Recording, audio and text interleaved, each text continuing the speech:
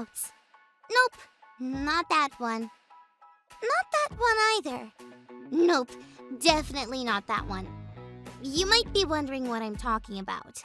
Well, my mom and I were at the community garden yesterday. It was so cool. Everyone in our neighborhood came and planted something. My mom and I planted tomatoes. I heard my mom saying that the next thing we need is for it to rain so that the plants we all planted can grow. So, I'm looking up at the clouds and trying to guess which one will bring the rain we need. Not that one. Nope, not that one. Hey, what does that cloud look like? Yeah, a rhinoceros. What does that cloud look like? Yeah. That looks like a pig with a monkey riding on its back. But none of these clouds look like rain clouds, and we really need rain so our tomatoes can grow. I know what to do. God, can you make it rain so that our community garden can grow? That would be awesome! Oh, and you're awesome, God! Thanks! Amen! I'm gonna keep looking for rain clouds while we check out our Bible story for today. It's time for today's Bible story. It comes from the book of 2 Kings, chapter 4. One day, Elisha and the people traveling with him were visiting a place that was in the midst of a famine. A famine is when the land is dry and there is no food. They didn't know what to do, but Elisha told them to cook a large pot of stew.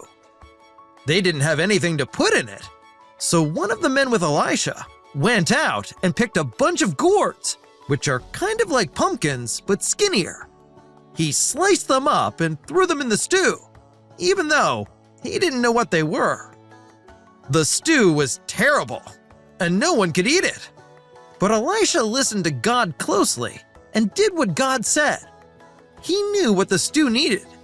He got flour and sprinkled a little bit in. After that, the stew was good for them to eat. Another time, a man brought Elisha 20 loaves of bread. It wasn't enough to feed everyone, but Elisha told him to pass it around anyway, because God told him there would be plenty for them to eat.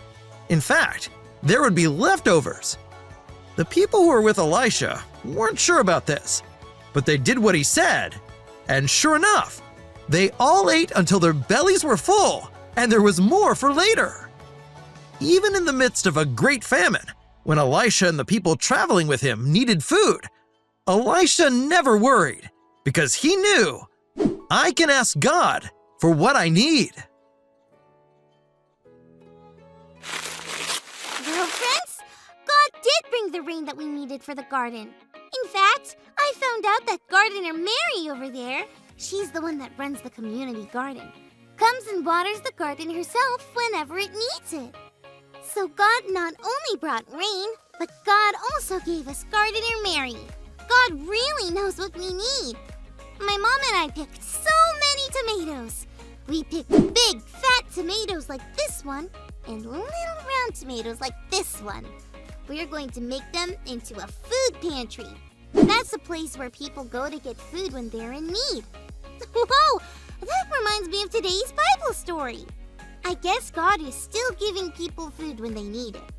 Oh, and the coolest thing is that God is using us to be the ones who get to give them the food they need. We better hurry. I've become kind of a cloud expert, and that cloud right there, that looks like a turtle blowing bubble, usually comes with... Yep, thunder. Here comes the rain.